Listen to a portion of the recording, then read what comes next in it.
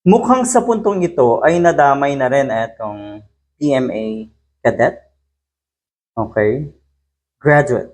Dahil nga sa kwento na si Sara Duterte, kasama ito doon sa ikinento niya doon sa 2-hour press conference na kuno nga ay may isang kadete na during graduation na humingi ng pabor kay BBM kung pwede daw maging regalo para sa kanya yung suot-suot na relo na itong si President BBM nga. Yan yung nagsisimula eh. Sabi nga ng mga netizen, kaya-graduate pa lang daw, nasa utak na yung pangungotong, yung pag-take advantage. O ayan, nadamay tuloy. Kaliit-liit ang bagay kasi neto. Talaga ba, idinamay mo itong sitwasyon na ito, Sara Duterte, para ano? Sabihin na mabait kang tao? Sabihin na masama si Duterte, si PBBM dahil hindi binigay yung relo? Eh di sana kung mabuti ka talaga, ikaw mismo ang nagbigay ng relo kung hindi mo nagustuhan yung sitwasyon na tinanong ni PBBM kuno kasi kung deserve nga na itong kadete na ito yung kanyang watch. Why give it to you? Ganun ang narinig natin dito sa bibig nga na itong si Tambaloslos. Gusto pa atang mag-take advantage na itong PMA cadet graduate dahil alam niyang napakamahal daw nung relo na suot ni PBBM noong time na yon. Dapat hindi daw kinukonsente yung ganitong bagay, dapat daw disiplinahin ng PMA superintendent dahil hindi siya sumusunod sa core values ng PMA. Ayun naman pala. Ito daw ang pinagmumulan ng pangungotong ng mga naka-uniforme na personalidad. So eto, pakinggan po natin etong kwento at bulalas nga netong si Sara Duterte. Tignan nyo naman, wala namang kapunto-punto talaga. Gusto lang niyang palabasin na masama si PBBM. Pero sabi nga ng mga netizens, maghanap po kayo ng totoong kamalian, totoong baho ni Marcos Jr. At yun po ang ilabas nyo.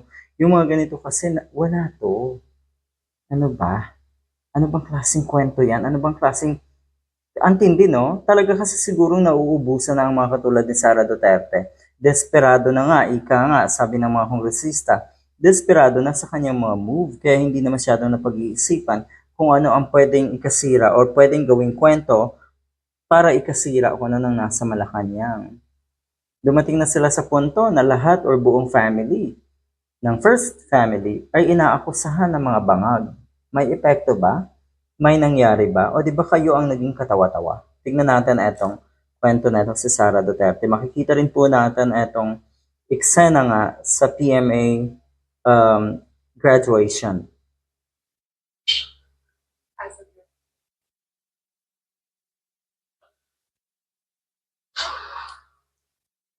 And narinig ko, as a graduation sabi ako, diba? gift. Narinig nung katabi ko. Narinig nung And katabi narinig nung katabi ko, ko. tabi ako, But diba? apparently, Narinig this nung katabi guy, ko.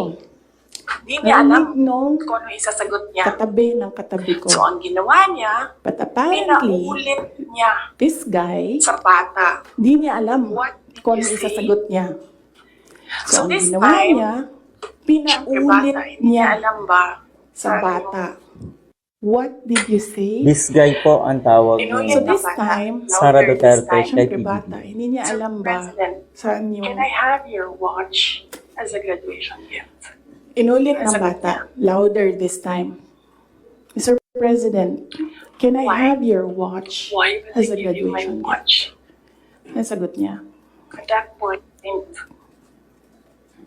sakit na Why? ako. Why will I give you I'm my feeling watch? very well. At that Nandun point, lang ako, nakakatayo ako doon kasi may gamot. may sakit na ako. Diba? Wasn't feeling very well. Pag-extend. Ang galing mo ulo, Nandun diba? lang ako, nakakatayo ako doon kasi may gamot Bali. ako. Gusto ko, Pero yung sinabi Ang kasi galing or ng ulo yung niya ba? tanong ni PBBM na, why will I give you my watch? Ang ibig sabihin po nun, are as a you graduation gift. someone deserving of this watch?